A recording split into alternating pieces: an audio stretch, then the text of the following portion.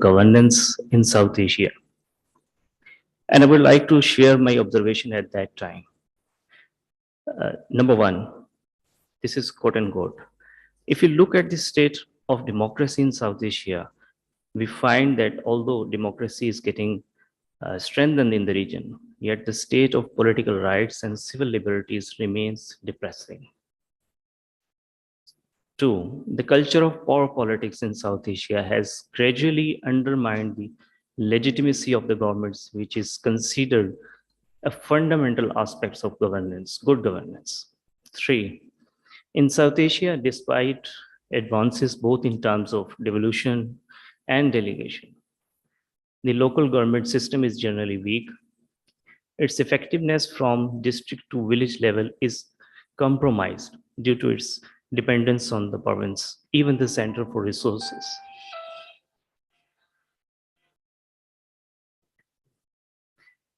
Four, South Asia, a region home to 1/5 of the world's population, is a region with about 437 million people living below $1 a day and 80% of the population surviving below $2 a day. South Asia's share in the global income is only 7%, while its share of global poverty is about 43%. Number of people without access to basic sanitation has reached to 897 million. South Asia has the highest proportion of malnourished children in the world. So it's been 10 years. It's 2022. The situation after a decade is no more different. It seems I'm talking about today's South Asia. Misgovernance in the region has resulted in failure to reduce poverty. Currently, 134 million people are still without access to safe water, and the number of people without access to basic sanitation are almost 900 million. That seems that 66% of the total population of South Asia is without access to adequate sanitation. South Asia still has the highest proportion of malnourished children in the world. This region is among the lowest in the world in providing health facilities, particularly women and the newborns. The ratio of stunting growth, premature deaths, and the fertility rate in South Asia is significantly very high in comparison to other parts of the world. The alarming growth of population has resulted in increasingly crowded schools, madrasas, hospitals, and markets. It is burdening South Asia's limited water and land resources and negatively impacting on the region's GDP and the crop production. SAARC has remained ineffective in resolving these issues and bringing economic prosperity in the region. Kashmir conflict, the very reason for troubled relationship between India and Pakistan, is indeed a stumbling block towards shared growth.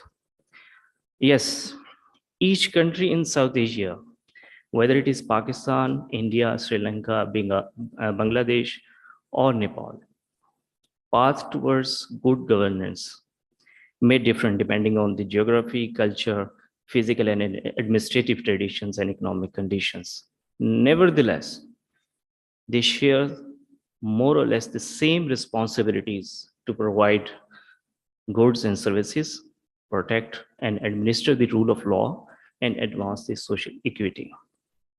And in all that, the role of state in governance remains central and crucial. Look at Southeast Asia.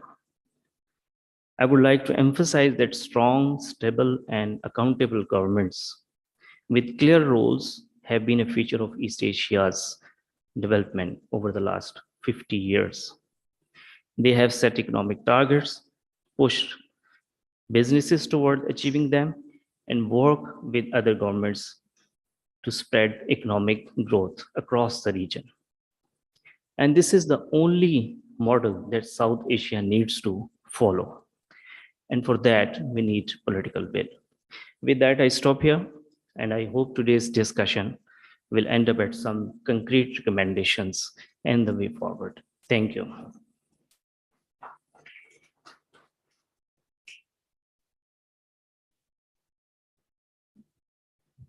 Thank you, Mr. Imran Sardar, for your introductory remarks. Today's discussion will cover the key issues of governance and developments in South Asia with a focus on Pakistan's political and socio-economic developments. The program will be moderated by Mr. Farooq Patafi, who is a renowned anchor person, columnist, and analyst. His journalistic career spans over 20 years.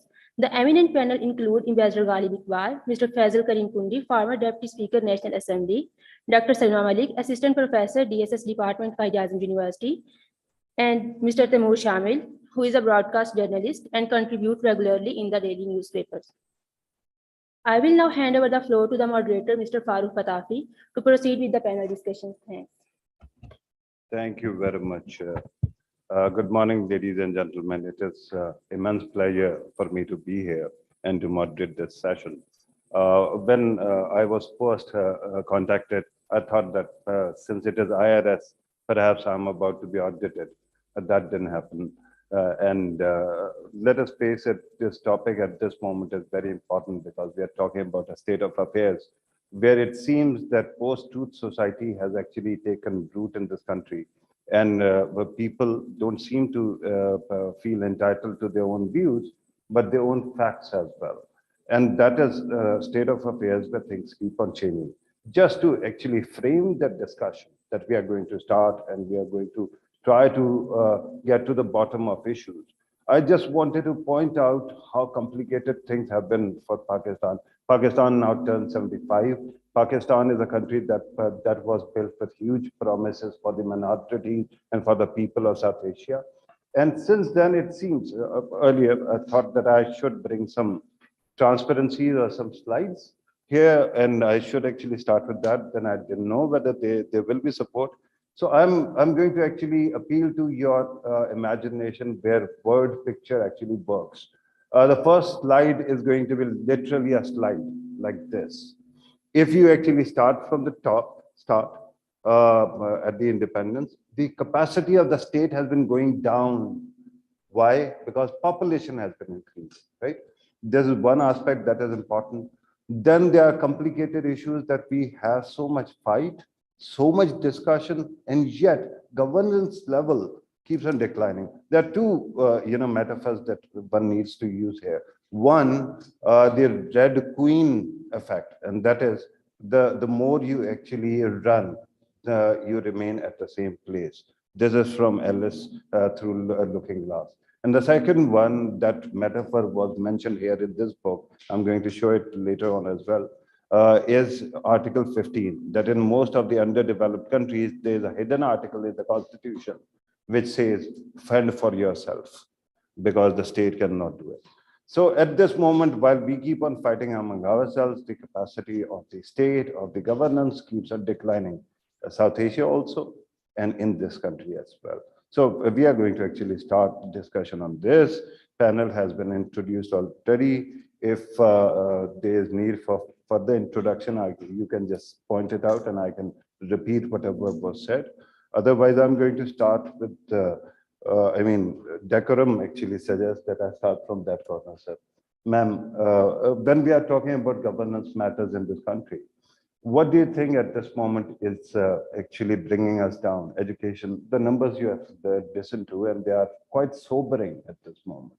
What is the systemic problem that is haunting the capacity of our government to actually introduce the kind of development that is needed? Thank you very much, Iris, for having me for such an interesting and fascinating, and what Farooq you have just mentioned, in the 75th years of the country's existence, we are still talking about how to govern, not how to govern better. And that is an unfortunate and a tragic dilemma. I will actually borrow what you have said and turn it around. The point that you said about education is first and foremost, it's very important. But the fact is that education from the very immediate can only start bringing about results in the next generation, when that generation grows, but and of course it grows on a good footing.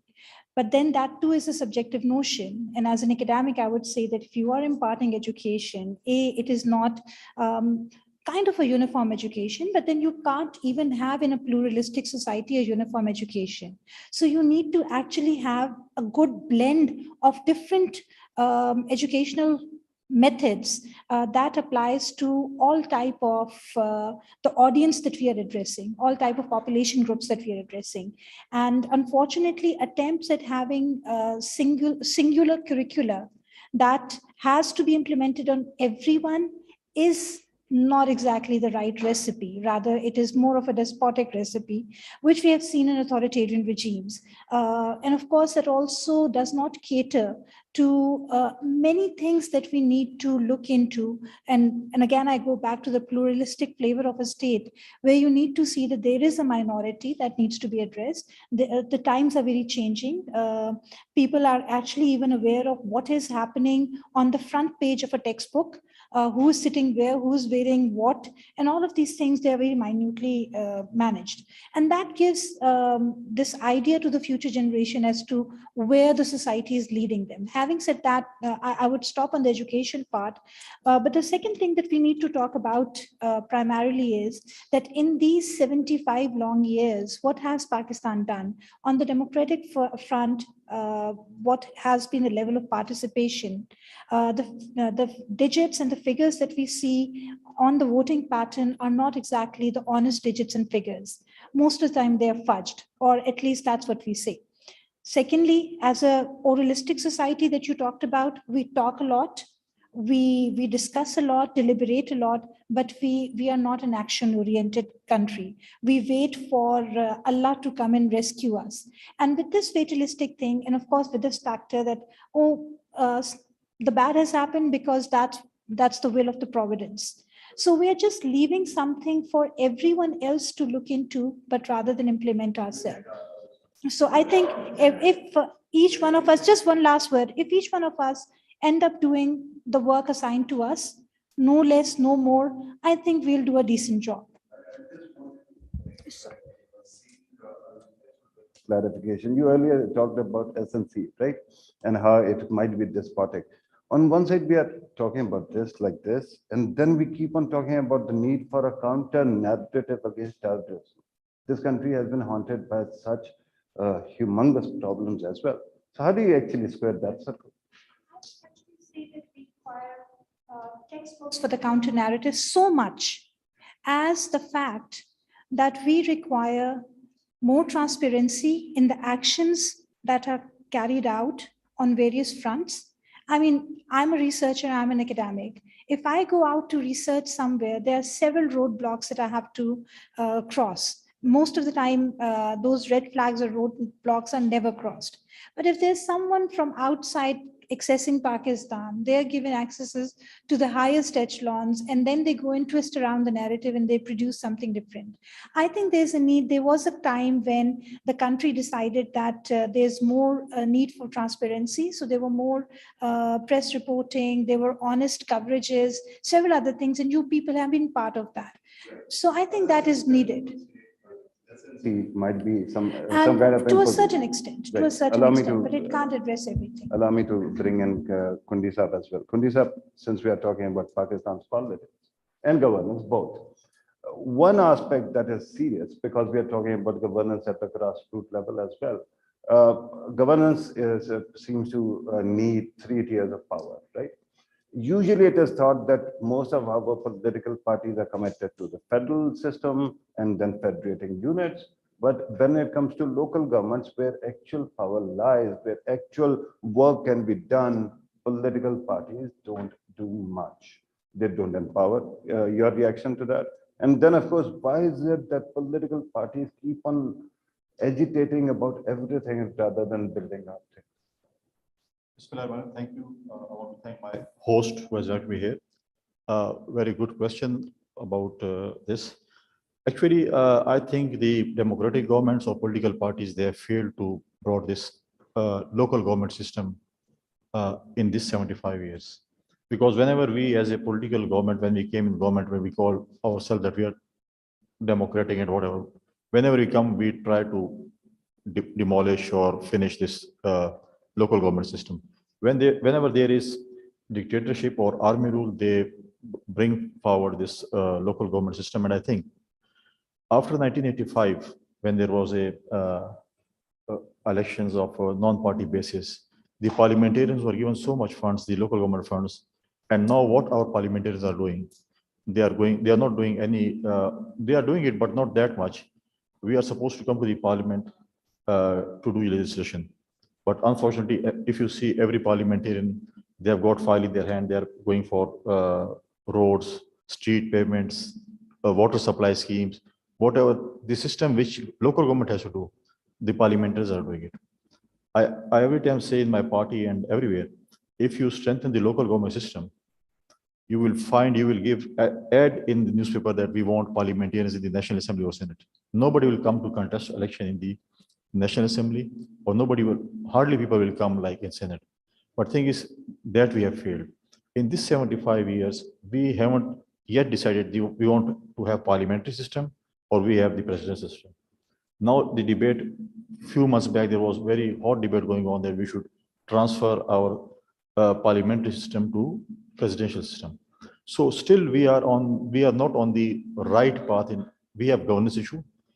Unfortunately, I was on media that day, our political parties, all the political parties, when we talk about the governance of things, we have not yet produced any finance minister in political parties. Whenever we come in government, we try to hire some of technocrat who should run our financial system. So that's the dilemma with Pakistan. Then I must compliment you for that very effective pivot from the press and about the parties. But let me also ask you about the earlier question regarding political attitude or political culture, where political parties seem to have this attitude of holding no, when you talk about holding no punches, actually, when they start attacking each other, they don't realize that they are actually affecting the national interest as well. that's very unfortunate. I admit, if I am not doing or you are not doing, I am doing it. If I am not doing, somebody else is doing it. And then we point finger on the political parties also. The other thing is that we have got very vibrant youth. 60% of Pakistan population is youth. And we have to decide where we have to take that youth. And the political parties, our elders have to decide where we have to give them direction. Either we will take them on the right path or on the wrong path. That's also very, I think, alarming in Pakistan, that where we are doing. But thing is, criticizing is very good. If I'm not doing anything, I'll criticize you because it's because of you. If you are not doing anything good, you will criticize somebody else. So that's the dilemma in Pakistan. And we have not yet decided. We are agriculture country, and we want to be industrialist. That we have also not decided yet that we want to be industrialist country or we want to be the agriculture. Look at your agriculture, where your agriculture is going. We have failed in agriculture also. When I'm going to come back to you, sir, I'm going to ask you about this, the reason behind this lack of decision. Why is it that you pointed out that we still are debating presidential system or parliamentary system, and then agriculture or industrial economy? And of course, every system has been tried and everything seems to fail. Even autocracy fails in this country, right? So that is a question that I'm going to ask, but allow me to actually bring in ambassadors up. Ambassador Ghalib Iqbal, we can talk about all these issues that were earlier discussed, because they are going to affect your life and my life, regardless of our field of choice. But then there is this issue of politicizing the matters of national security and foreign policy that we have witnessed of late. Do you think that there should be, like there was a charter of democracy, should there be some kind of common minimum document among political parties that they should not actually politicize the institutions or politicize the national interest? Yes, sir, please. Thank you very much. I think we are looking at the wrong side for our solutions. No, we need to understand one thing: governance is not a rocket science. It's a very simple method of administering a country. And did we go wrong somewhere on our way since 1947? Yes, we have. People tend to blame the military. People tend to blame the politicians. People tend to blame the businessmen. I think there are three major factors which I feel is something which actually harmed this country. Number one was the campaign to go for population planning. The educated class restricted their families to 2 children. The uneducated class continued to have 8, 10, 6, 5 kids. Now, there was a vacuum in the educated class, in the upper middle class or the middle class. But that vacuum was filled in by the people who were still being born in the lower middle class or the poor families. They had their dreams, they had their passions, and they wanted to proceed ahead and do something in the country. But was it the same level of understanding of governance? Was it the same level of education? Was it the same level of moral values? No. This vacuum filled in by the people, whether somebody likes it or not, I'm so sorry if you don't. But I think the country is now in the hands of people who are from the lower middle class, who have no concept of governance, who have no concept of moral values within the country. Second thing is an element, I've spoken about this, I think, on a number of forums now. The element of cheating in your educational system. We start cheating in grade 2, grade 3, grade 4, go right up to the school, then we go to the colleges, and the situation has come where you have nothing but plagiarism in the prestigious organizations around the country. That is the second factor. Because once you grow up with the fact that I can cheat and I can succeed, then you don't govern. You look for the shortcuts and you try to achieve your objectives through legal or illegal means. And the third thing which we are forgetting is that because of the first two factors, the actual governing class in this country, which is the administrative service in the country, they started running the show. When they started running the show, I can tell you, Kundi Saab is here, politicians are helpless in front of bureaucracy. When the military takes over, they are helpless in the hands of the bureaucracy. An ordinary person, when he wants to go and get a letter signed from the bureaucracy or get a simple document, they are a hostage in the hands of bureaucracy. When under the Information Act, you want to get something out of a government office, you will not be able to get it. But we keep on talking about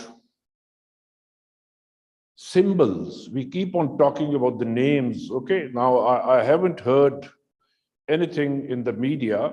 If there is something wrong, that they should name the person, the organization responsible for that. Using the terminologies, the veiled terminologies, I think it's not going to help Pakistan.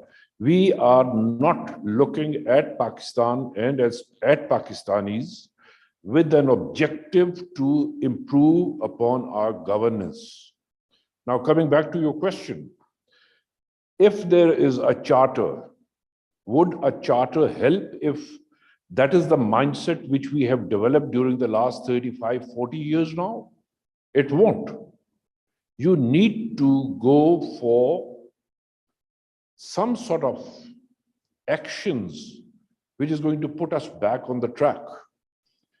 And the first thing is that you need to be honest to yourself. Each Pakistani is dishonest to himself or herself. And that dishonesty has brought us up to this point. A charter would not help us. Whether The general concept is that the military meddles in the politics. The politicians say that we are not free to work and run this country the way we want to. Bureaucracy says that we should be given a free hand so that we can do whatever we want to do. The businessman wants to make money. The people who want to make money and the backbone of your country, we treat them as criminals. Anybody who makes extra money, we treat them like criminals. And that has brought about a social change in this country. When you go to the streets, a person who is walking on the street and has nothing, when he looks at you, whether you are driving an old car or a new car, the contempt that person has in his or her eyes, that is going to harm this country another 5 years from now. We are not understanding, we are not talking to ourselves. And my last point is, I think when President Musharraf opened up the private media, the purpose was that PTV should come up to that level of private media. Unfortunately, the private media has gone down to the level of PTV now. You have, it's the groups which portray or project or try to convince people about those policies. Do not divide the country on the basis of political ideologies. That is number one point. If that is a charter which somebody can sign, I think that will be a good thing. Second thing, the basic issues of our country, that needs to be looked into very, very seriously. If you look at your television channels and you look at the news, I haven't seen a channel giving the coverage of the kids who have actually topped the schools or colleges or universities. I have never seen a boy or a girl who have developed some sort of a done some scientific experiment and succeeded. I have never seen a person who excels in sports being shown on the TV.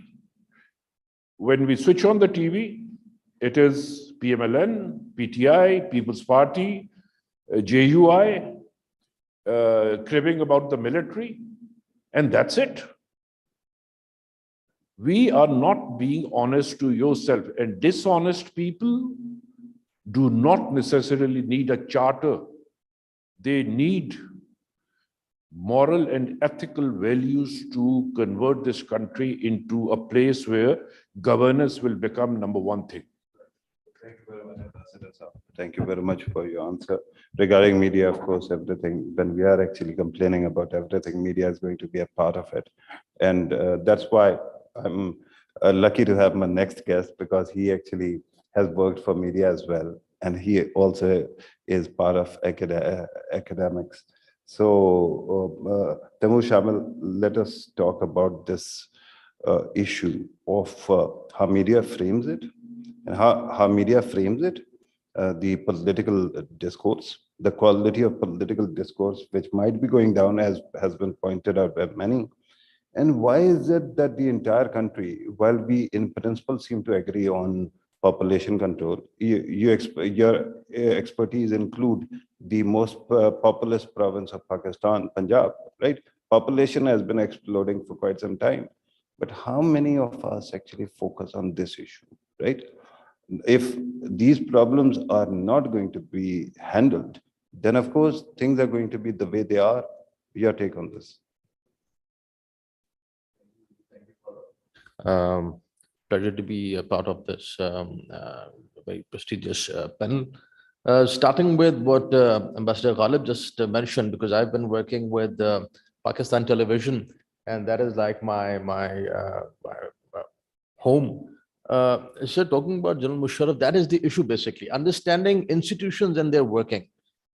Bringing PTV to the level of private media itself, I think the idea is very, very, I would say, interesting. PTV is a state-run channel, as we all know. And state-run channels should never compete to become like private TV channels. Private TV channels are, they are pushed by monetary interests. They have their financial interests. They have their advertisements. PTV doesn't work like that. PTV is a state channel. If we want to, let's say, understand PTV or any other institution that is working in Pakistan, state-run, all the institutions are state-run mostly. Compare it with the regional state-run channels: India, Doordarshan, CCTV China, Afghanistan, Iran Press TV. You would realize that PTV probably is still doing much better than other TV, regional, state-run TV channels. क्योंकि हमारे standards काफी high हैं. हम पाकिस्तान में still I think we underestimate ourselves as a nation. We underestimate our institutions. We underestimate generally how we approach to the issues. We are the fifth largest population. Managing fifth largest population is a big issue. So now coming towards governance and the issues that we have. Farooq, sure, please. This overall concern about how media saying that PTV, it doesn't have quality, other channels have a lot of quality, right? And perhaps then they are stooping to this level. Then we are also complaining about breaking news and negative news, while PTV keeps on covering the positive side also. So is it not true that in the heart of our hearts, we still haven't worked out as a nation what do we need from these institutions and how to actually go about it? Making the institutions more responsive, understanding the institutions first. अब मसला ये होता है कि हमारे जो भी इदारों को हेड करने लोग आएंगे, they would be having on duty या क्या कहेंगे उनको on job experience. You become the head and then you after that you start understanding the institution, then you start doing things कि जिसके बाद आपको समझ आए कि यार ये इदारा है क्या. जब तक आपको इदारे की समझ आएगी तब तक आप वैसी हुकूमत चली जाएगी, आपकी पोस्टिंग हो जाएगी. ये जो adhocism है, that is the issue when it comes to bureaucracy or when it comes to, let's say, politics for that matter. But the bigger issue, Farooq, is we both have been interviewing heads of states, rather, presidents, prime ministers, ministers, generals, ambassadors. The issue is primarily when it comes to Pakistan. Regionally, we have been traveling to other countries as well, Pakistan, Afghanistan, Iran, Baki sab mulkon mein. There are three issues that I think when it comes to institutions and statecraft primarily. First of all, ये government हो, इससे पिछली government हो, उससे पिछली हो, जितनी भी governments हो, dictatorships हो, democracy हो, जो भी.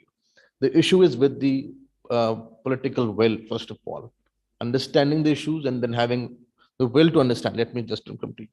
Second thing is,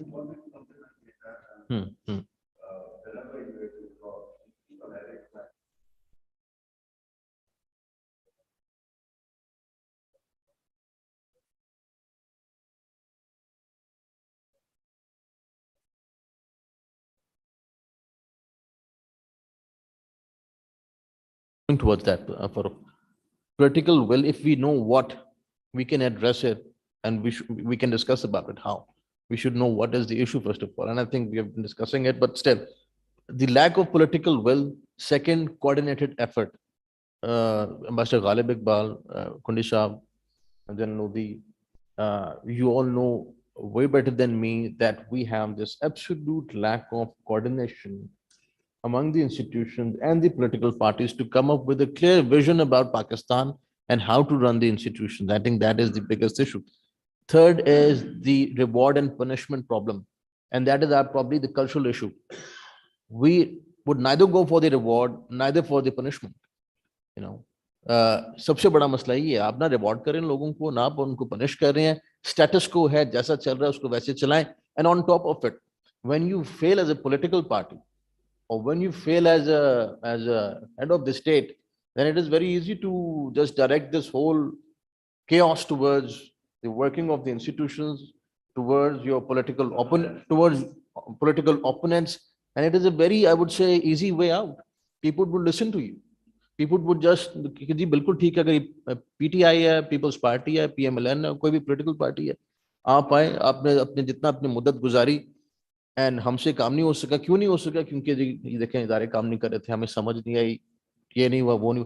the issue is that I just mention, will, coordinated effort, and reward and punishment. We don't do that. और जब हमारे इदारों के सरबराह आते हैं तो वो ऑन जॉब एक्सपीरियंस है सारा. So this thing is very frustrating, to see to observe it as a citizen. Dr. Sabha, let me come back to you. The need for academe or the job of academe is to focus also on the bigger picture, right? We started by mentioning the regional context, what India is doing, what China is doing, what other, South Asian countries are doing. But when you talk about bigger picture, there seems to be a lack of coherence in recommendations. I mean, I can go on about various things, and I'm sure that if I discuss education, or for that matter, media has been pointed out, or then local bodies election or something, there will be many points that will surface that these things are not being addressed, right? But when I go in the market and I look for papers to answer those questions, for example, economic issues are big, but I don't see that kind of coherent papers being published in this country. Why is it that our academic sector lagging in that? And what can we do to fix that so that our quality of political discourse can also improve? Just on a, what should I say, happy note, I would anytime trade PTV for the private channels because it gives me such a feel-good feeling. Nothing is wrong in the country, nothing is wrong in the world. So the private channels add to my palpitations. So that factor is there. So thumbs up for PTV. Absolutely. So that factor is there. I totally agree. I'm a teacher. What am I teaching my students? Number one, the point that I left on, am I really doing my duty? To a certain extent, yes. To a larger extent, no. When it comes to teaching, is there any discourse that we have been able to generate in the last 75 years? Indigenous discourse? No. Except for the madrasas who have come up with their own curriculum and they're strictly implementing it. On the secular sector, for the lack of a better word, if I may say, there is no education that we are giving to the students which is homegrown. We had people like Mehboob Haq, we had a lot of good thinkers. Nobody even knows about them. No one even knows about what the founding fathers' work has all been. We are lost, our students are still lost about how many wars we have won. Have we ever actually lost a war? Or it has always been dushman ka buzdulana hamla raat ke aadhe peher jo hai. So that type of narrative technically takes away objectivity from explaining to the students or explaining as an academic what the honest approach is. When we go back to textbook or curriculum revision, again, we see that there are huge gaps in that. And if you want to plug those gaps, many a times you are immediately labeled as आप औरत हैं तो आप ये क्यों कर रही हैं, आप दाढ़ी के बगैर हैं तो आप इस्लामियत की किताब को क्यों टच कर रहे हैं, बावजू होके टच करें, and some very small things that we are kind of like stereotyping ourselves in. So there's a need to have a very honest appraisal on that account. There was a time when we would actually have civics, political science and civics technically, or parliamentary studies or several other studies introduced at a junior level or a junior high school level. Those subjects are no longer there. Our children don't even know about the geography. So progressively there's a decline and we are just letting it happen because, I mean, anytime I would trade higher education for school education because teaching students who are already educated to a bit is far more easier than going for the basics. So we are not actually investing in the basics. If I were given the portfolio of an education minister, I'm not giving any signals here, but I would actually not invest so much on higher education, then I would invest on baseline education. If we correct the baseline education, it is going to take time, but it is going to be a massive correctional course on which will work on the longer run. Sure. But grassroots, my question essentially was about the bigger picture, right? Because when we talk about CPAC, when we talk about our economic situation, I don't see papers, copies, books, right? We have been talking about Kashmir for ages, but most of the book publishing market is dominated by Indian authors. We hardly write any book. We have been talking about Kashmir for ages. Just ask any of my students, even they don't know what Kashmir is. They don't even know what the main timelines are, how many resolutions there are. And this is something even I didn't know. This is something I started to do. The educationists need to educate themselves. We need to be more introspective and realize how to be honest with the job. If there are no finance ministers or diplomats within the party circles or anyone to run the foreign policy portfolio, why don't we have that?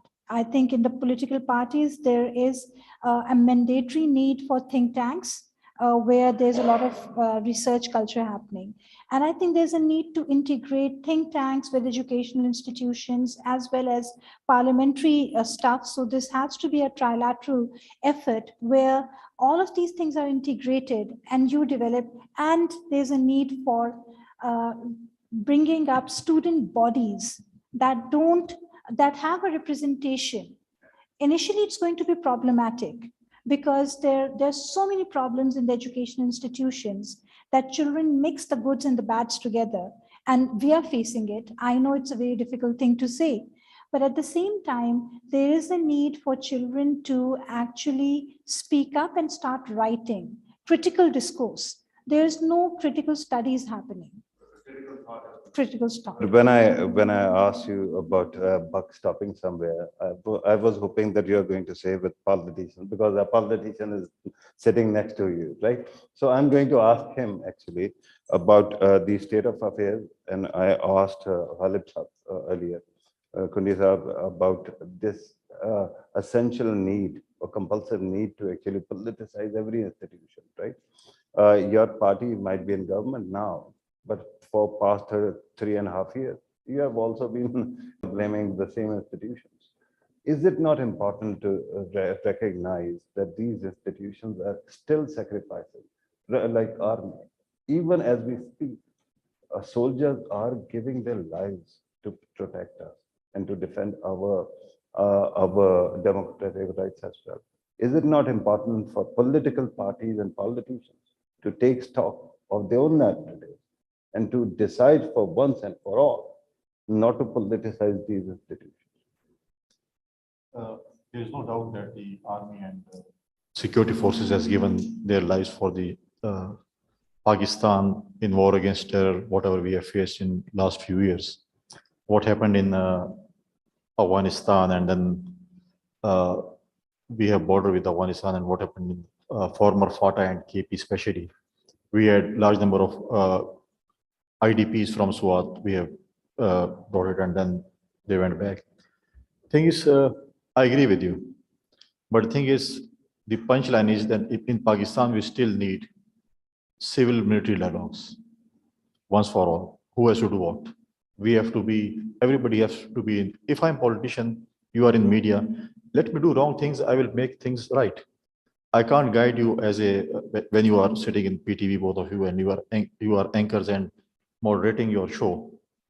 I can't sit on your place. I can answer your questions, but I can't sit on your place. So no, in Pakistan, we know that I don't know politics more than your job. Everybody knows that they don't know their jobs, but they know other job very well.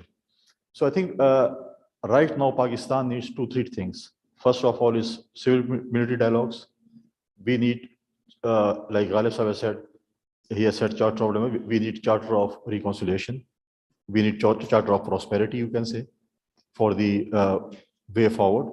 If all the political parties have to sit for the future of Pakistan, and we need charter of prosperity or reconciliation, whatever, the way forward. This is the most important 2 things in Pakistan we have to do. Because thing is that, unfortunately, if I talk about as a politician, we have very, very low space in politics. What we have, there is bureaucratic channels, there is other things which hurdles the democratic government also. blame game is very easy that we blame that they are not allowing us to work or whatever thing is. But politicians, they don't want that much space in Pakistan politics and democratic government also. So these things we need to be done. These once for all, we have to sit and we have to decide who has to do what. There has to be a structure, some system, right? But then you actually brought up the various documents that you think should be actually written and signed by all. The question is that do we actually enforce the documents we already have? We have a constitution. Every party actually, when it runs, also actually has a manifesto. I don't think that most of the parties actually read that after they have taken over power. So do you think that more documents are going to further, add to any solution? I think majority of political parties, when they come into government, they don't follow their manifesto that much. They might follow few of their points. But when you talk about the Constitution of Pakistan or whatever, there is a Constitution of Pakistan. Everything is written in Constitution of Pakistan that who has to do what. Including that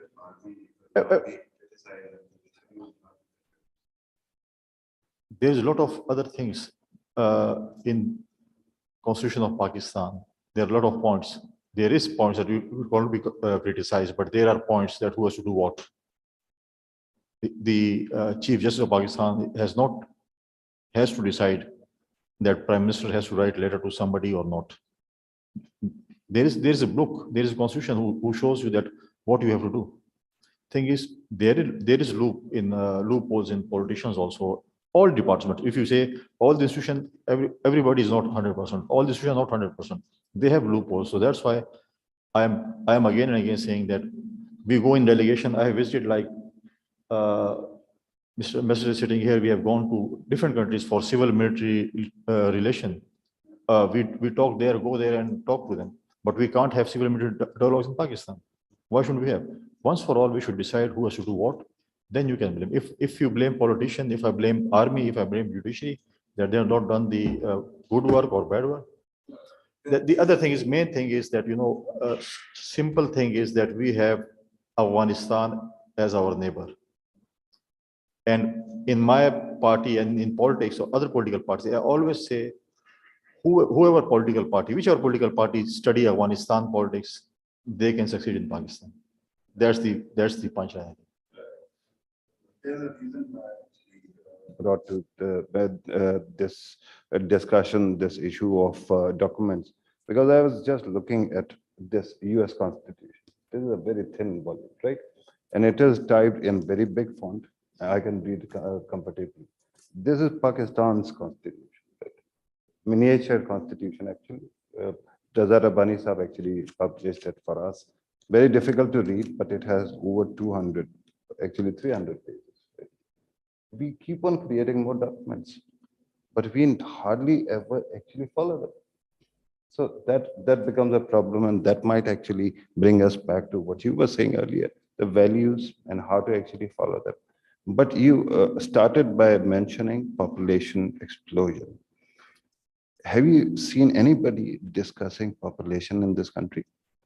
If not, and if that is number one problem of this country, that institutions cannot deliver governance to endless masses, right? There has to be some limitation. If we cannot underscore the point one of our problems, how do you propose we actually go about solving these problems? I think we have seen success stories, and Bangladesh being one in our close vicinity. And then there are many other countries. Because population, when I was talking about the population planning campaign, what I meant to say and emphasize was that the educated class created a vacuum by having less number of children. There are two ways. Number one, the educated class is convinced that start having more children, number one, which is going to create havoc in the country. And the second is that through the religious leaders, through the political leaders, through the city level leaders, we try to convince our people, and of course, there needs to be a campaign which needs to be backed up by your religious leaders very strongly.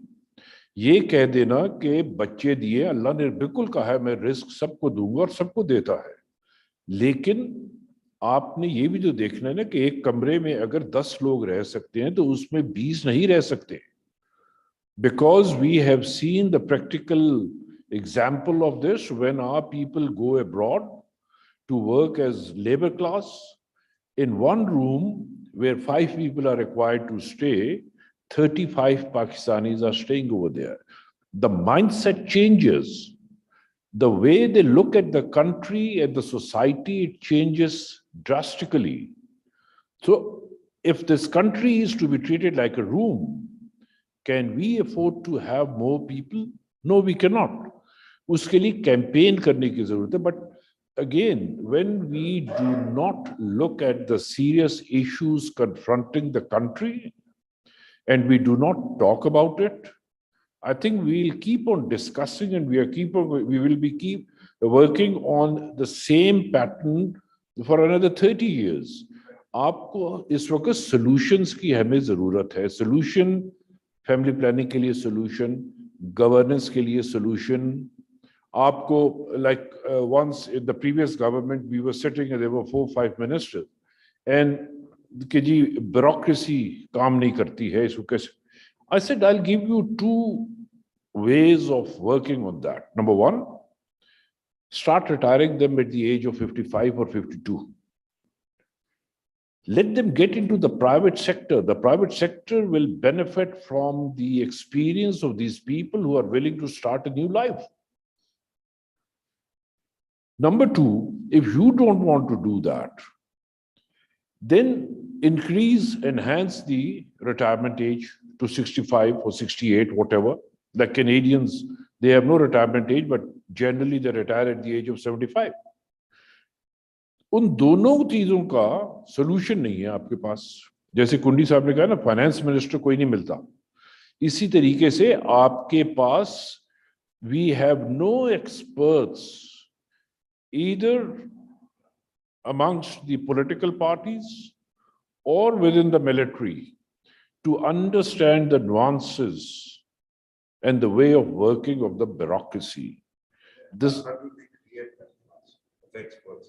That is the biggest problem, right? You- But very, very happy. Earlier, when we were actually talking about population, I realized that you were actually talking about a binary, that either the populated class actually procreates more, or then the uneducated class is asked to actually stop procreating that much. I understand that population control is one of the very serious problems, but why not actually educate the uneducated? You can educate the uneducated. That is the primary reason for having a free country. I think because we wanted to, Jinnah wanted to have good citizens in this country. That's why we got this country. बाकी जो सारी बातें हैं कि हमने इसलिए पाकिस्तान लिया, उसके लिए पाकिस्तान लिया, वो सारी नारेबाजी के लिए तो ठीक है, लेकिन we wanted to have a group, a country where the citizens were educated, they were working towards good economy, they were working towards in all the fields. आप उनको जब एजुकेट करने लगते हैं तो दिस लोग कहते हैं कि आप इस वक्त फाइनेंशियल इमरजेंसी लगा दें. मेरे ख्याल में फाइनेंशियल इमरजेंसी की जरूरत नहीं है, आपको एजुकेशनल इमरजेंसी की जरूरत है. क्योंकि हमारे मुल्क में आपने जो specially after the 18th amendment, education is a subject which is being handled by the provinces. You look at the quality of the teachers in the provinces, I would never send my children to those schools. I would rather have them taught at home rather than sending them to those schools. आप capital area में schools देख लें, आप जितने आपके हैं, उसमें जब टीचर्स आते हैं जाते हैं, the teachers are looking at it because कि जी ये हमारा 3 साल का एक इधर पोस्टिंग है इस्लामाबाद में, we will make some extra money. That is not education. You need to pay your teachers more than the generals, the ministers, the prime ministers, the judges. इन सबसे ज्यादा तनख्वाह आपको उनकी करके उतना ही सख्त किस्म का एग्जाम आप बनाएं और उनको टीचर्स पैदा करना शुरू करें इस मुल्क में. You still have a number of people who can teach you. हमारे सामने बैठी हुई राइट साइड पे देखिए आप, इस तरह के. No, I'm saying like they are the people who they can train the teachers, they can tell them. इनको moral values जो इनकी values है teaching की, अगर आपने एक टीचर को तनख्वाह देनी है 20,000 रुपया पर मंथ, तो वो आपके बच्चों को क्या पढ़ाएगा? ये एक क्लास आपको जनरेट करनी है, जैसे ब्यूरोक्रेसी की हुई है, जैसे मिलिट्री की हुई है, जैसे आपने साइंसदानों की हुई है, जैसे अब जर्नलिस्ट की हुई है. इस तरीके से आपको टीचर्स की एक नई क्लास पैदा करने की जरूरत है, जो कि उनका लेवल इस वक्त यहाँ है, तो वो इस लेवल से देखें मुल्क को और इस लेवल से ही वो दुनिया पाकिस्तानियों को पढ़ाएं. लेकिन व्हेन यू ट्रीट देम, आप उनको कहते हैं जी हमने अपने इलेक्शंस के लिए सारे टीचर्स की ड्यूटी लगा दो, हमारे तमाम जो इस किस्म के काम होते हैं सेंसस के लिए इलेक्शन की टीचर्स की ड्यूटी लगा दो, पोलियो के लिए टीचर्स की ड्यूटी लगा दो. If this is how you are treating your teachers, how can you educate your youth, how can you educate your people? और आप मुझे बताएं कि जैसे जो शुरू में बात हुई थी, when we talked about the cheating in educational system, are there any punishments? Is there a law? Is there a law against cheating? There is none. कुंडी साहब हैं, इधर दूसरे लोग हैं पार्लियामेंट में बैठे होते, आज दिन तक किसी ने चीटिंग के ऊपर कोई लॉ बनाने की जरूरत भी महसूस की है? नहीं की है. Then we should not talk about governance, because governance can only be done, as I said earlier, if we are being honest to ourselves. आपको लॉज बनाने की जरूरत है टीचर्स के लिए, चीटिंग के लिए. आपको उनका जो लेवल है वो इतना ऊपर ले जाएं कि जब एक बच्चा मैट्रिक कर ले तो वो ये कहता था ना पहले कि मैंने पायलट बनना है, he should or she should be able to say I want to become a teacher. That is the level we need to achieve. Thank you. Wow. Thank you very much, Ambassador sir. वैसे सिर्फ just to point out that whenever we talk about misgovernance, only educated people have been responsible for that, because uneducated didn't have that kind of capacity of power. But Taimur, because this is the final round, then we are going to open the floor for questions. Let me ask you the crux of the matter. Who is essentially the number one change maker? Where does the buck stop? If you want to bring about change, I mean, there is an agreement here at least that everything needs to change, right? So there's such a big change, and who's going to actually start and how to do it?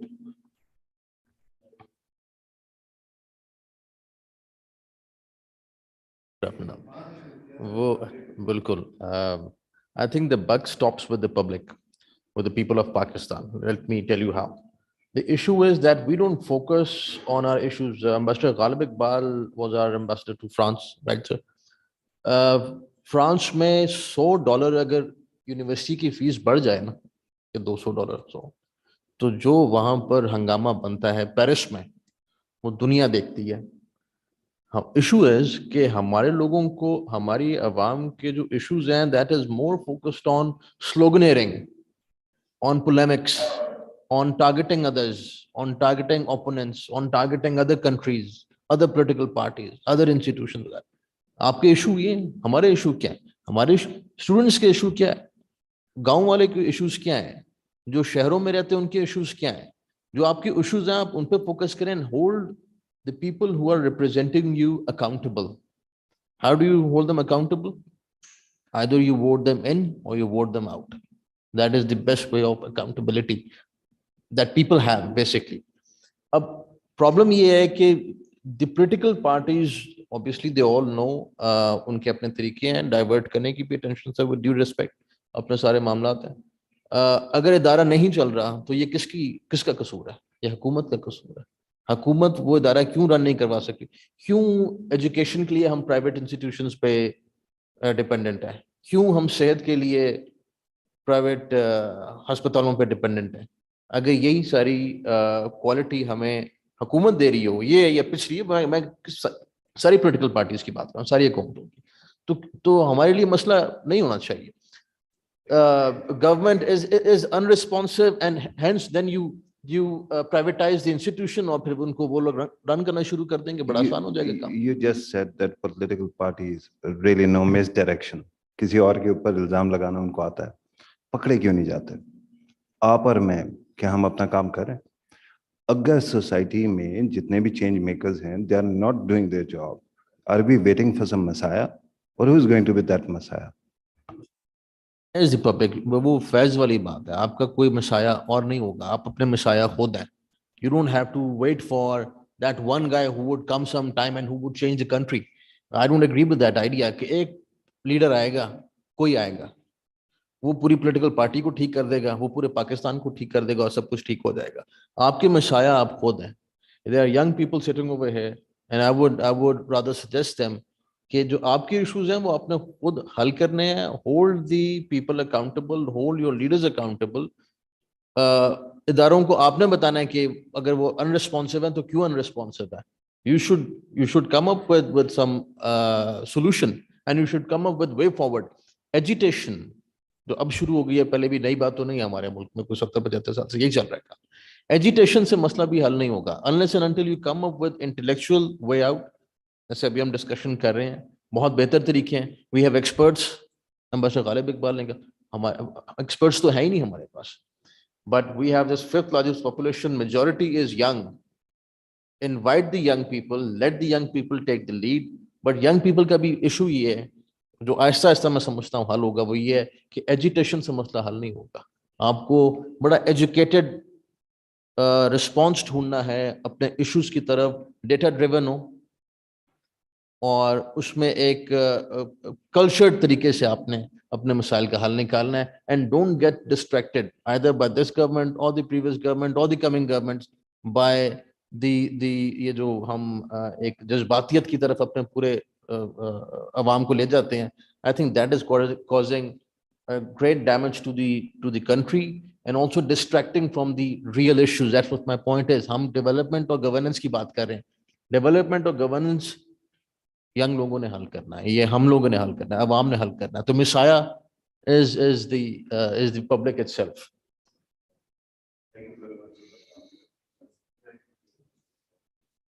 Sorry, I'm taking up the time. Where I agree with Taimur कि हम सारे ही we are part of the change and we are going to be the positive change. I don't agree with this notion that the government should do. World over, the government's capacity to govern or be the net provider, security provider, security I mean traditional, non-traditional, that is diminishing. It's going into the private realm.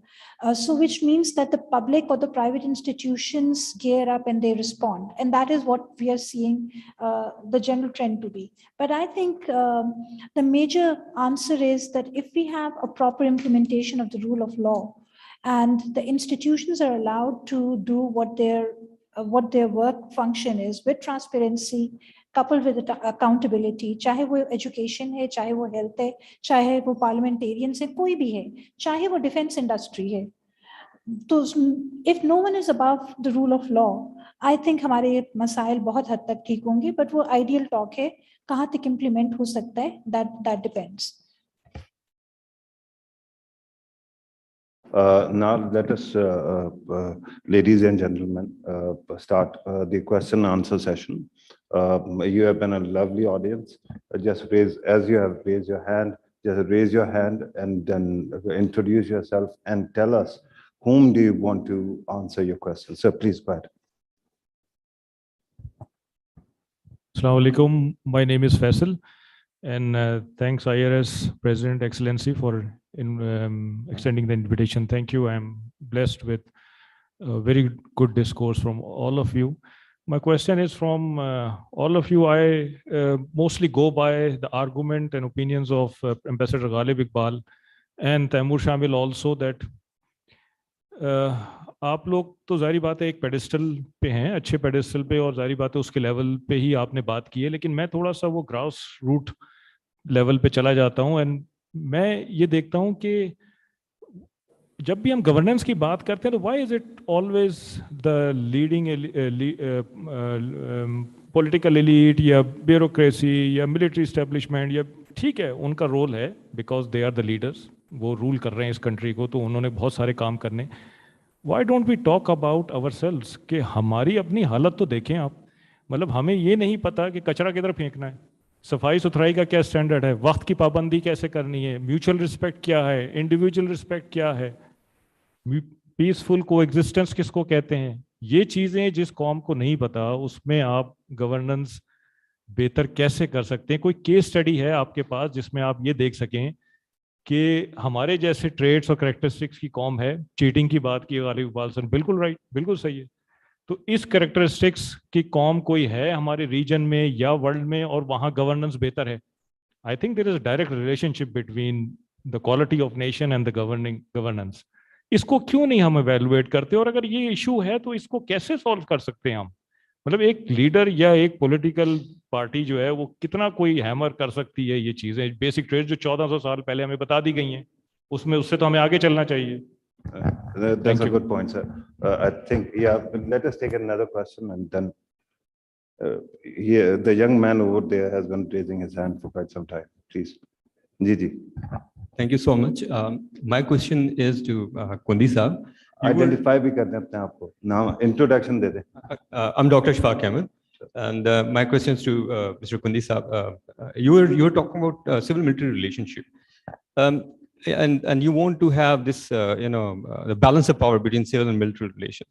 Why don't you bring your own house into order first? Because if we see, you are not foreign minister, or even Etazad Ehsan Saab is not foreign minister. Gilani Saab is not foreign minister. Why Bilawal is foreign minister? And secondly, Hamza, if you look at him, Hamza is chief minister of Punjab. Why not Khwaja Saad Rafiq is foreign minister, chief minister over there? My question is, you were talking about civil military relationship, the balance between it. Is it possible that you can bring your own house into order or restore the balance of power within political parties? This is my question. Thank you. थोड़ा सा वो summarise कर दूं तो ये है कि जो पॉलिटिकल पार्टीज हैं वो डेमोक्रेसी की बात करती हैं, तो उनके अपने अंदर क्यों डेमोक्रेसी नहीं है?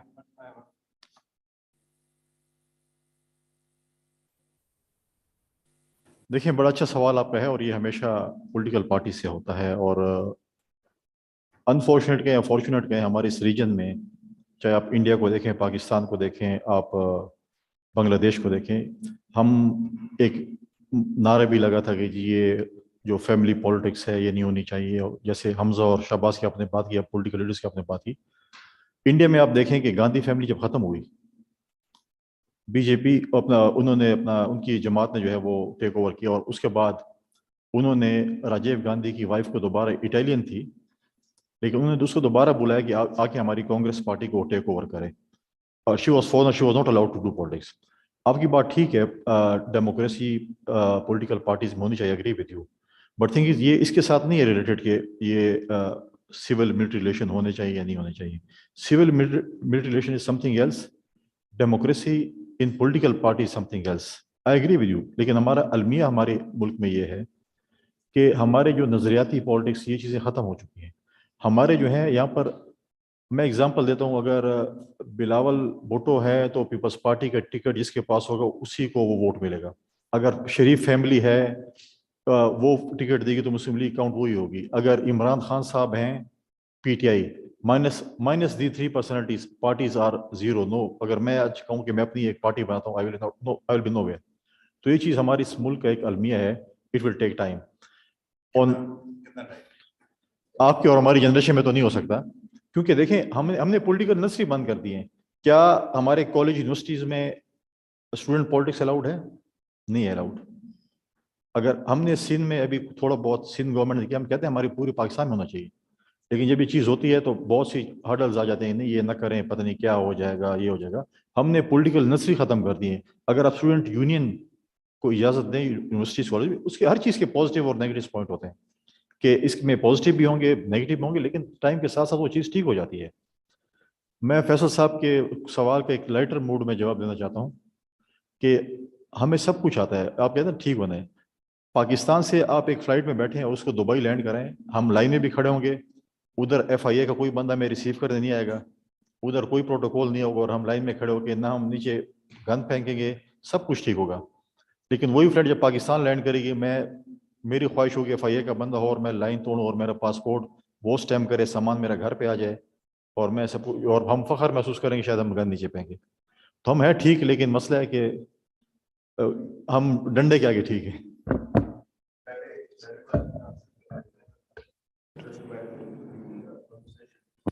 I think the issue is probably कि हम कैसे हैं, हम as public, I think we are probably, as you rightly said, to some extent ease loving as public, but at the same time जब हमें environment मिलता है तो we perform really well. Pakistanis are performing elsewhere in the world really well. जहाँ पे आपको environment मिलेगा, sanitation एक बड़ा issue है, मिसाल दे रहा हूँ। Overall, you go to the ministries, you go anywhere, sanitation is a big problem for us. But you travel on motorway, Haskell के जो sanitation के, वो आपको private institutions जब आपको एक चीज देंगे, आपको services देंगे, साथ उन्होंने अपना एक system रखा हुआ है, तो everybody would be working very fine. एक बंदा जो since I'm from लाहौर, मैं आपको लाहौर की मिसाल देता हूँ, आप वॉल्टन में खड़े हो तो एक बंदे का behavior पान खा के फेंक रहा होगा, वो और होगा, the moment he enters defense Y block, वो बिल्कुल change हो जाएगा. So environment matters a lot. A lot of people who were living in Islamabad at the moment are very different from who are living in the urban in the rural areas. We have to give them the conducive environment where they can flourish, where they can thrive. मसला सिर्फ हमारा नहीं है अवाम का, अगर अवाम के साथ issue है तो that is again responsible are the people who are at the helm of affairs. They have to give them that environment where people can learn. सब लोग बाहर जाते हैं हुकूमत के खर्चे पे, हम लोग पढ़ते लिखते हैं, पॉलिश होते हैं, एस्टेब्लिश होते हैं, तो अवाम को भी तो हमने ये बताना है कि आप लोग कैसे बेहतर हो सकते हैं। ये हुकूमत का काम, ये government is responsible. They are responsible for each and everything that is happening in the country. If people are not that educated, if they are not that refined, government is responsible for that. We have to take the responsibility, but ultimately who is going to refine us? We pay them, we give them taxes, albeit less, वो एक अलग discussion है taxation वाली, but at the same time उनका एक काम है कि वो अवाम को बताएं कि कैसे चल रहा है।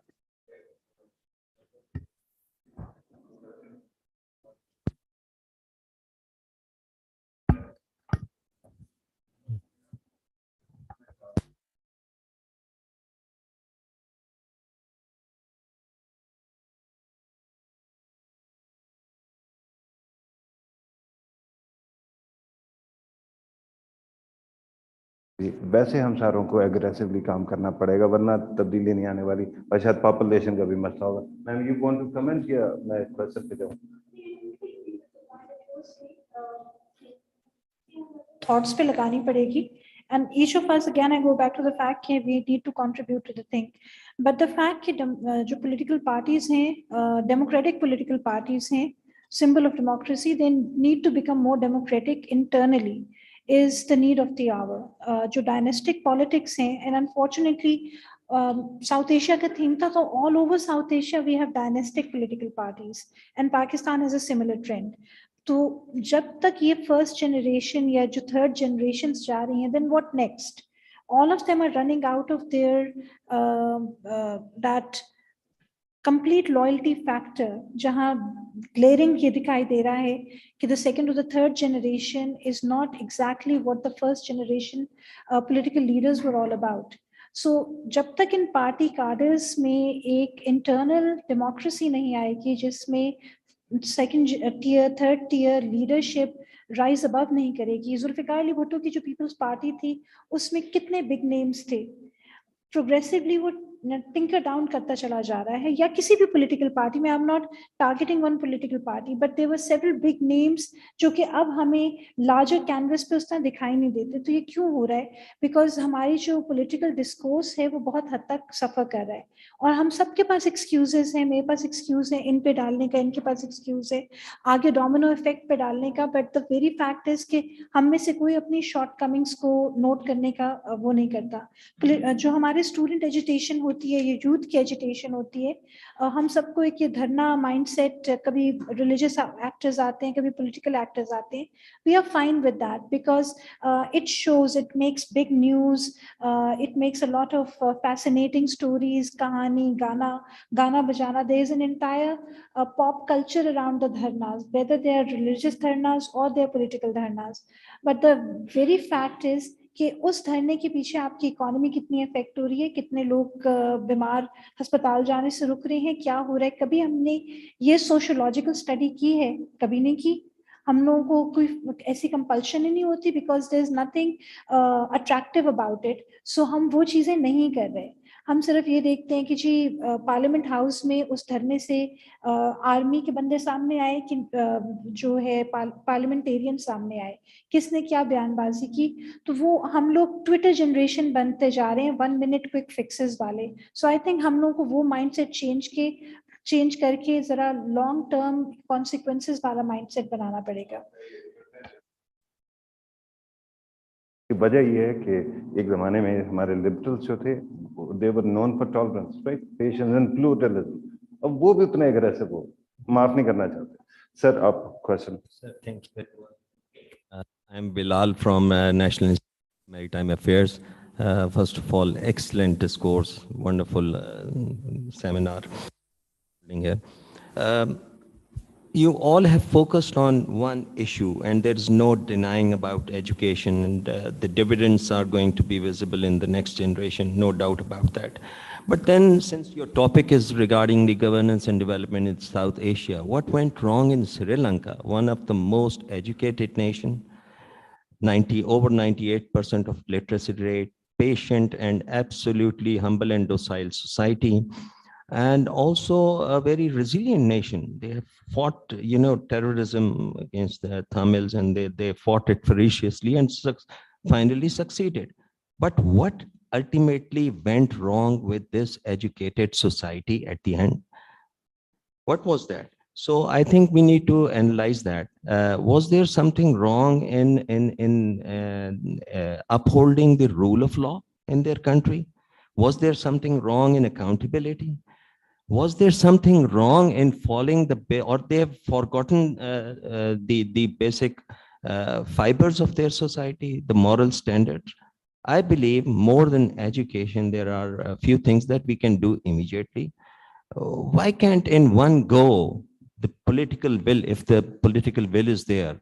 आपने कहा ना कि अबू धाबी या दुबई जाते हैं तो हम लाइन बना लेते हैं. What is stopping us from just abolishing all the ghost schools in one go?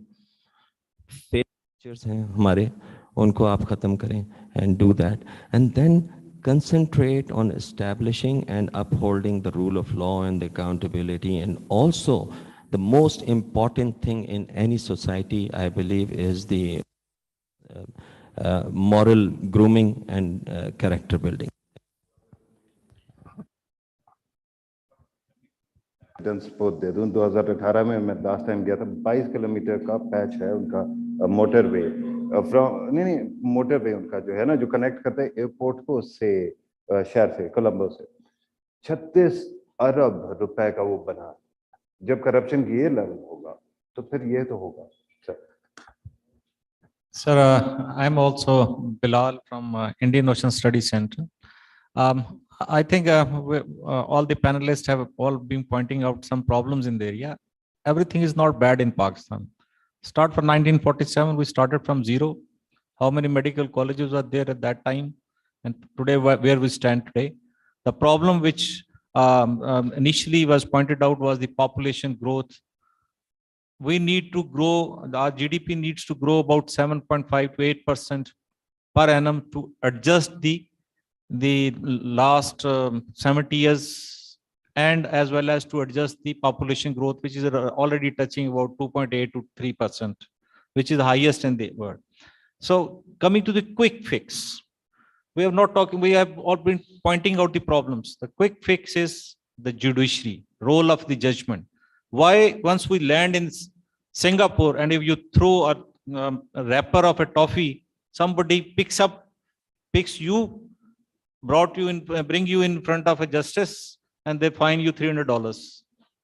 So the rules are there, implementation, and the justice system in this country has gone to 130th level in the global, standing of 134, which has been assessed. So Hazrat Ali Karamullah Bajo once said that you can run the system with kufr, but not with the injustice. Here the injustice, the right man for the right person, if you pick up, he will deliver. The problem is injustice, and there is no accountability, and that the people who are responsible to deliver accountability, they are not there. So that we need to focus on that major aspect. And last 30 seconds. Secondly, we should induct the Maulanas or the Maulvis or the mosques into the system, the national system. They will be delivering you. They have the resources. They have they strike on the basic pulse of the people. So that should be taken into account. Thank you.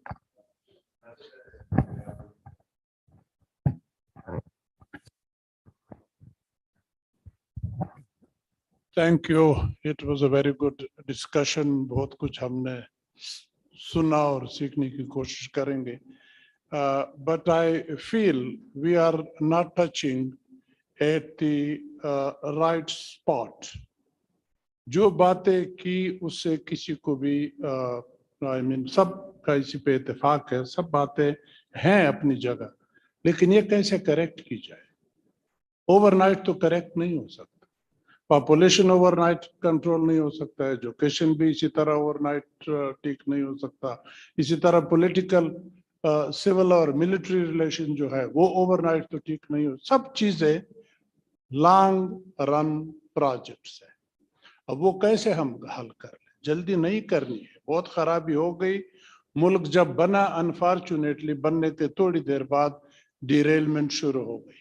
आपकी constitution नहीं था, आपके फिर एक के बाद दूसरे आते रहे. उस तफसील में मैं नहीं जाता.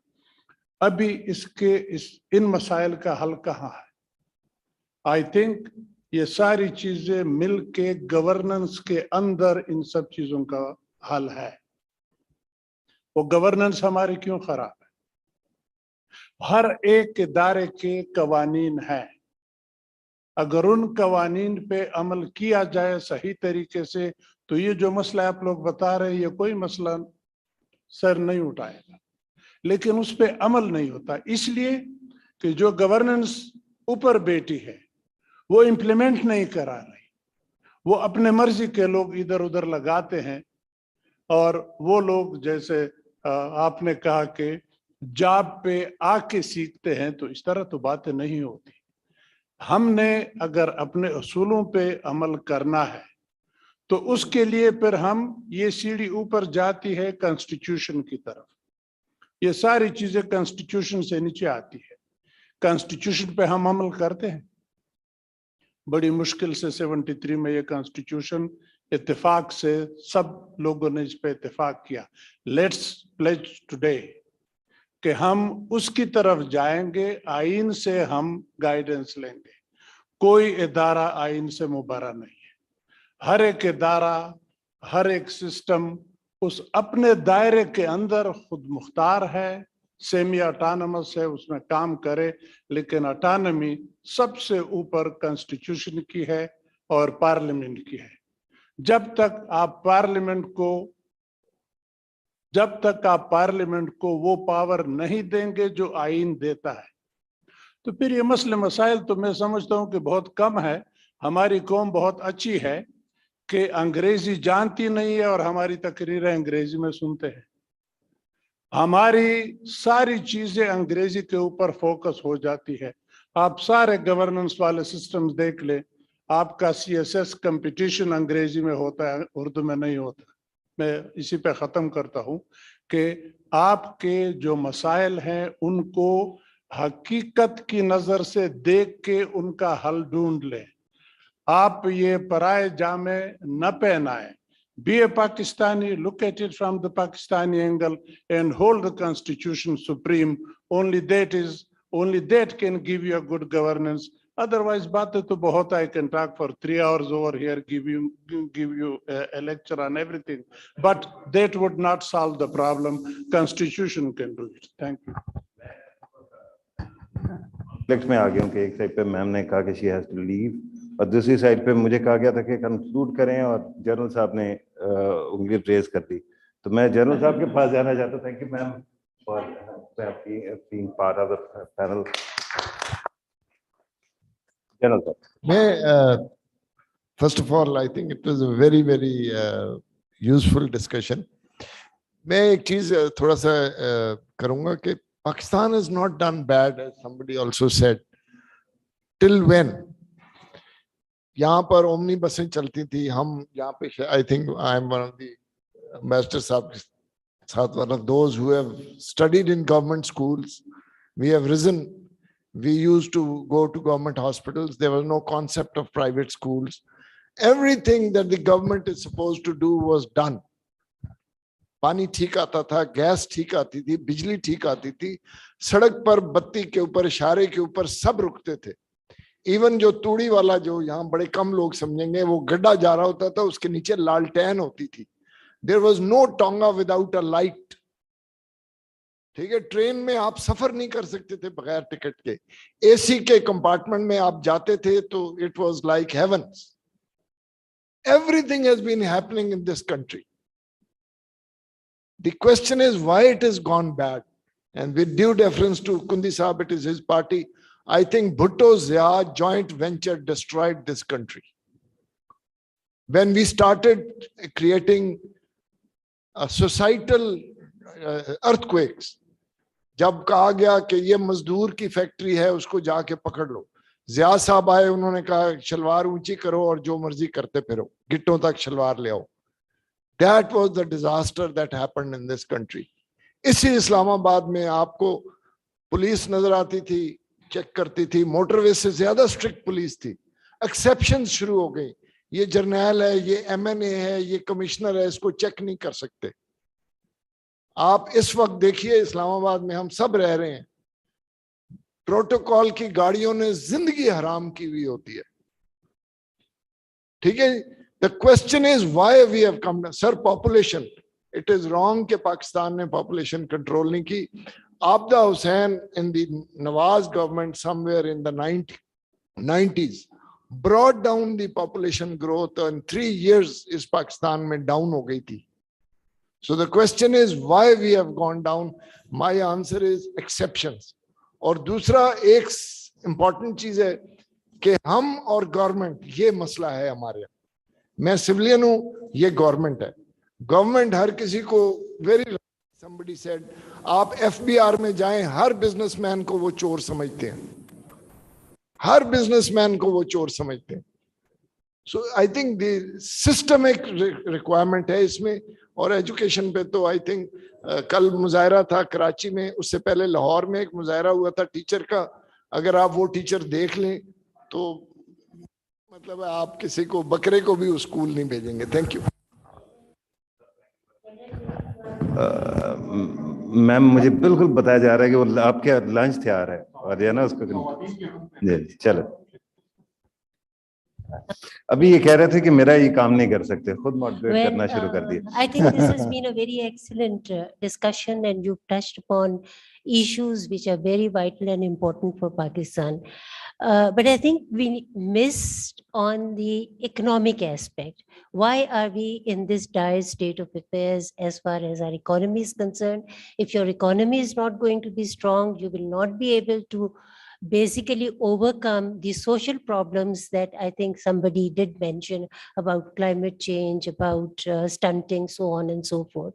So, and what is the reason? The reason is misappropriation of funds, wastage of funds. I think we have limited resources and we should use those resources wisely. And corruption is something which I think has been the bane as far as this society is concerned. So, I mean, probably we should talk about it. I don't know why we have missed on corruption issue. I'm going to actually take it as conclusion of the discussion with all your permission. आप करना चाह रहे हैं?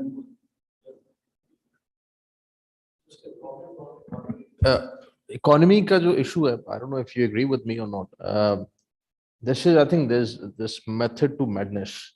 ये मैं समझता हूँ economy कोई ऐसी rocket science नहीं है कि 22 करोड़ की आबादी में किसी को economy की समझ नहीं आ रही, या हमें economy के मसाइल नहीं पता, या हमें economy के हल नहीं पता. आप अखबारों के लीडिंग जो उनके बिजनेस पेजेस होते हैं वो आप रेगुलरली पढ़ें, they are excellent. People know कि इकोनॉमी के इश्यूज क्या है. But I think the issue is people who are the helm of affairs in economic terms, जो economic division के या जो economy को देख रहे हैं, finance को देख रहे हैं, और then goes to the top leadership. अगर आप subsidy दे रहे हैं textile industry को और आप लगा रहे हैं पंजाब में शुगर केन, आप शुगर केन रहे हैं, टेक्सटाइल इंडस्ट्री को आप सब्सिडी दे रहे हैं, अवाम पे आपने बिल बिजली के बढ़ा दिए, तो ना आपकी कॉटन इंडस्ट्री चल रही है, ना अवाम को रिलीफ मिल रहा है, और शुगर इतना गन्ना प्रोड्यूस करने की हमें जरूरत क्या है. तो ये जो इकोनॉमिक पॉलिसी जिस खूबसूरत तरीके से बनाई गई है, जिसमें मुझे रब्त नजर नहीं आ रहा, sugar cane, textile industry and this rising prices of electricity, इसमें अगर आपको कोई रब्त नजर आता है तो आप मुझे बताएं. इसमें कोई रब्त ही नहीं है, इस तरह की पॉलिसीज में कोई रब्त नहीं है, तो कौन इनको पूछेगा कि भाई ये जिसने पॉलिसी बनाई है शुगर केन पे, सब्सिडी पे टेक्सटाइल की, ये आपने रब्त कैसे बनाया है. या तो अगर आप कॉटन लगाएं, फार्मर को आप रिलीफ दें, और फिर टेक्सटाइल इंडस्ट्री को आप सब्सिडी दें, तो समझ आती है कि हमारी एक्सपोर्ट्स बढ़ेंगी, हमारी टेक्सटाइल बेहतर होगी. तो these small things, you know, they produce big issues for us. We are about to conclude the discussion with your permission, sirs, right? With your permission. But I just very humbly wanted to say one thing. Earlier, when I kept on asking about change maker, I tell you one thing that is going to change everything, and that is technology. Automation has already taken many of our jobs, and it is going to take everybody's job. And if we don't actually fix our problems and try to actually deliver better, then all jobs are gone and governance problem will be solved, but we won't be relevant. So this was the